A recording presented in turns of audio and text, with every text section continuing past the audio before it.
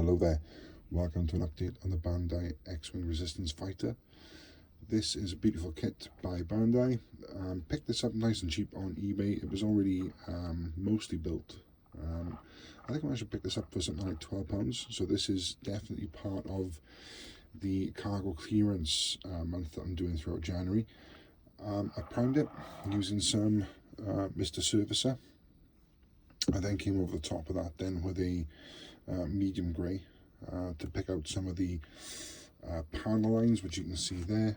I then went over the top of that with a nice mixture of Vallejo white and a couple of drops of the medium grey just to darken it up to make it more of a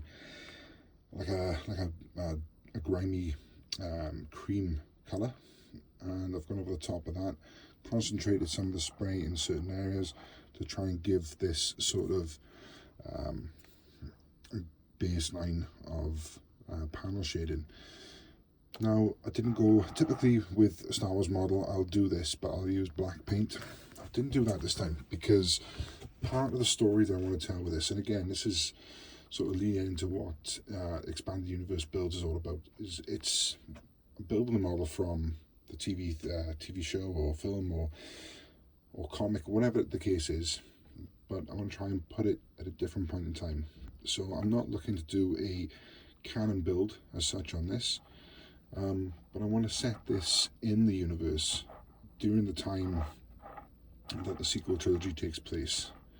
What I want to do with this is utilize it as a scouting ship, looking for a new base for the Resistance, and sort of this build will be set somewhere between the very divisive second film in the sequel trilogy and The Rise of Skywalker. I couldn't even bring myself to say Last Jedi, but I will. So the idea is at the end of Last Jedi, the Resistance are really on the ropes. They're scrambled, and this person, I haven't come up with a backstory for yet, is sent out to scout potential locations to set up a new base.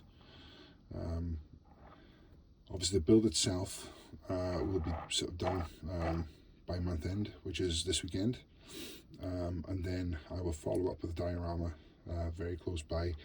I will probably do that side by side with some of the work I'm going to be looking to do in February, which the theme of the month will shift to the forgotten models that need a little bit of TLC just to get them finished and get them over the line. So it should fit in quite nicely with my plans there. So, but here we are. This is very simply a lovely pre-shade and ready for either decals or perhaps even a little bit more paint work to pick up the blue stripe that is normally on this, to put that back in and then go from there. But that is it. That is the update for this one. Stay tuned, more coming soon. Take care.